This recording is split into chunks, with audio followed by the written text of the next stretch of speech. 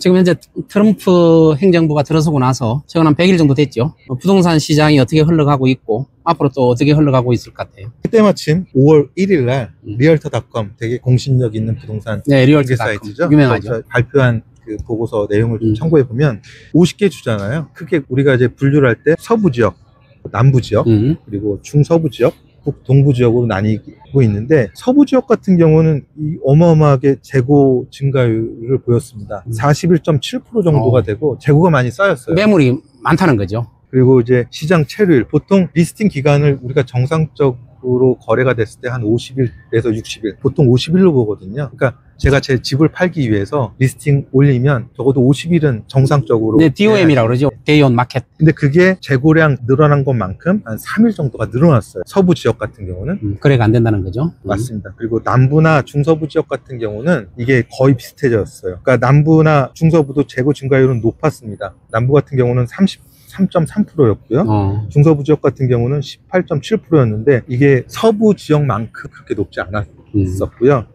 오히려 북동부 같은 경우는 이제 크게 보면 뉴욕이랑 그쪽을 위시한 보스턴 쪽이요? 북동부. 거기는 재고 증가율도 역시 오름세이긴 했지만 12.4% 정도 올랐는데 시장 체류일, 그러니까 그 DOM이 올라가는 거는 마이너스 3일. 스퀘어 피트당 가격도 4.2% 올랐습니다. 그리고 가격 인하하는 그런 매물의 양도 0.8% 정도 포인트밖에 안 올랐고요. 근데 이제 원인을 분석해 보니까 공급이 좀 줄었더라고요. 그런데 부동산 거래 시장 같은 경우는 특히나 모기지 레이시 되게 중요한 요인을 차지하고 있기 때문에 지금 트럼프 행정부의 그 정책으로 봐서는 관세에 대한 어떤 부분이 장기전까지는 안 가겠지만 단중기까지는 갈 것 같아서 올 하반기까지는 좀 어려워 보이고 있습니다. 그럼 캘리포니아 같은 경우는 추세가 어떻게 되고 있어요?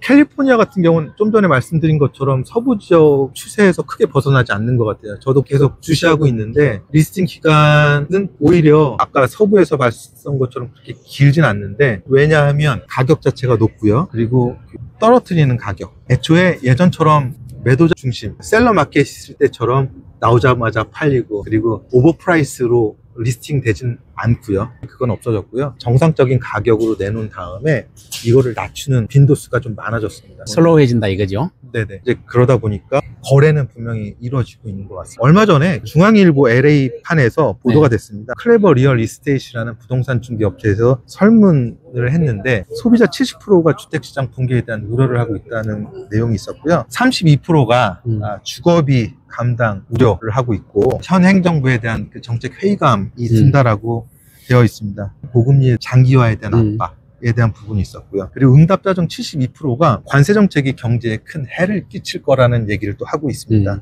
트럼프 대통령의 대선 공약 중에 하나가 주택금리 낮추겠다. 그걸 통해서 주거비 부담을 낮추겠다였는데 역행하고 있는 부분이 있잖아요. 그래서 그런 부분들. 근데 또 최근에 보면 연준을 계속 압박하고 있는 부분들. 처음에는 자르겠다라고 하는 부분들 서슴지 않게 얘기했는데 이제 임기는 보장해 주겠지만 계속해서 금리는 낮춰야겠다라는 거를 보면 저는 개인적으로 이런 생각은 들어요. 분명히 본인의 공약이고 그리고 안 될 거 알면서도 하는 거는 분명히 이거는 국민들을 한편으로는 달래기 위한 꾸준한 모습인 것 같다라는 생각이 들고, 그 설문 결과 중에서 향후 가격 상승에 대한 부분을 물어봤는데 그래서 지금이 구매 적기라는 그 응답이 54%였습니다. 그리고 소비 계획을 미루고 있다는 응답률도 32% 정도가. 그러면 지금은 매물이 많이 나오는 시기라서 가격을 낮춰서 살 수 있다는 거 아니에요? 바이오마켓이기 때문에. 그래서 정말 실거주용으로 사실 거라면 저는 지금도 적기에 가깝다라고 생각을 하는 게, 이제는 더 사실은 가능성이 없진 않지만 이자율을 높일 수도 있지만 가능성으로 보면 낮출 가능성이 있을 때 낮추면 지금까지 계속 미루고 있는 구매자나 또는 예비 구매자나 셀러들이 분명히 이걸 내놓고 더 오를 확률이 있다라고 보여집니다. 미국의 주택 구매는 경매하고 비슷하잖아요. 어떤 매물이 나왔을 때 바이어들이 맞습니다. 여러 명에서 오퍼를 넣잖아요. 그러면 오퍼를 넣어가지고 올라가죠. 가격이 올라가는. 근데 오퍼 넣는 사람이 적으면 내놓은 가격보다도 싼 가격으로 팔릴 수도 있죠. 더 재밌는 거는 이게 한국 같은 경우에 옥션, 그 경매라고 생각하시면 안 되는 게, 여기서의 오퍼는 그 비슷한 시스템이긴 하는데 다른 거는 전화를 해서 확인할 수가 있어요. 딜을 할 수가 있는 부분이 있어서 이 단순히 가격만 높다라고 해서 되는 게 아니라 가격 높은 걸 했다가도 결국은 그 에스크로 과정에서 대출이 막힌다거나 인스펙션이 잘못됐다거나 좀 취소할 수 있는 거죠. 맞습니다. 그래서 조금 한국과는 다른 시스템이다라는 걸 이해하시는 게 더 좋을 것 같습니다.